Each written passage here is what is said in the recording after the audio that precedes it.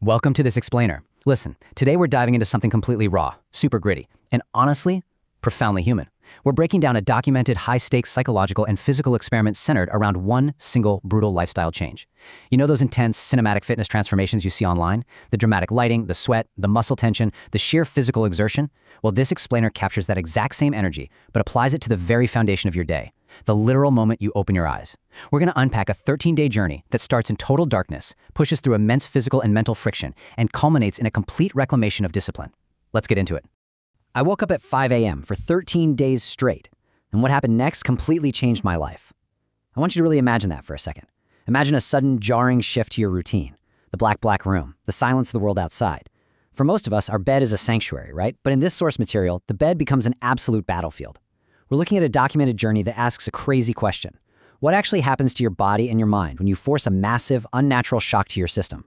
How does taking control of the very first hour of your day ripple out into the rest of your life? Okay, let's dive into this. Phase 1, the struggle phase, covering days 1 through 3. So, the visceral reality of this experiment sets in immediately. Day 1 is defined by active, stubborn resistance. The source literally describes the alarm as feeling like torture. Think about that word, torture. It's an intense physical rejection of the moment. The immediate reaction, hitting snooze again and again, just fighting the commitment. And then we hit day 2, and the compounding exhaustion takes over completely. The source notes the situation was even worse. The exact phrasing used is, my body was tired, my mind was weak. This is that brutal point in any high-intensity transformation where the initial enthusiasm completely burns off, and you're left with nothing but raw fatigue and heavy, dragging muscles. I almost quit. Man, let's just sit with that for a second. This isolated quote perfectly captures the absolute lowest point of the entire experiment. All the motivation, gone. The physical toll of breaking a long-standing sleep cycle has completely overwhelmed the mental desire to succeed. The body is in full rebellion, and the mind is begging for comfort. This right here is the ultimate make-or-break threshold. Moving on to phase 2, the adaptation, days 4 to 7. Now, what's really interesting about this is how the body, despite its loud protests, is an incredibly adaptable machine. We start with that snooze torture of day 1. But watch the progression here. The source states, something crazy happened. By day 5, the literal physical act of waking up simply gets easier. That heavy, dragging sensation finally starts to lift. And then, by day 7, a fundamental shift occurs. The subject notes they started feeling different. The biological reset of the circadian rhythm is actually kicking in.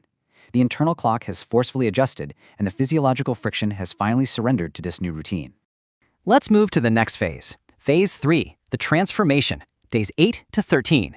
And this brilliantly illustrates the true benefits of the experiment finally unlocking. I mean, it's a night and day contrast. We go from those initial days characterized by a tired body and a weak mind to having more energy than ever, more focus, more discipline. It's a complete 180-degree flip. The very practice that was draining them is now actively fueling them. The text highlights a profound shift where the subject is suddenly crushing tasks and getting things done, while the rest of the world is literally still sleeping. It's the ultimate quiet victory. The source distills that feeling into this exact, powerful phrase. It felt like I had a head start in life. This is the psychological edge gained from the absolute grit of the previous week. It's framed as an almost unfair advantage over everyone else. When you wake up, fight the resistance, and put in the work before the sun even rises, you aren't just gaining hours. You're gaining an undeniable, competitive momentum that carries you through the entire rest of your day. Which brings us to phase 4, the true realization, taking control. So, the crucial point is this. It wasn't about waking up early. It was about controlling my life. This is the emotional climax of the source material. You see, the 5 a.m. alarm clock wasn't actually the goal. It was just the tool. The true victory was proving to themselves that they could dictate their own actions. They conquered their own weakness.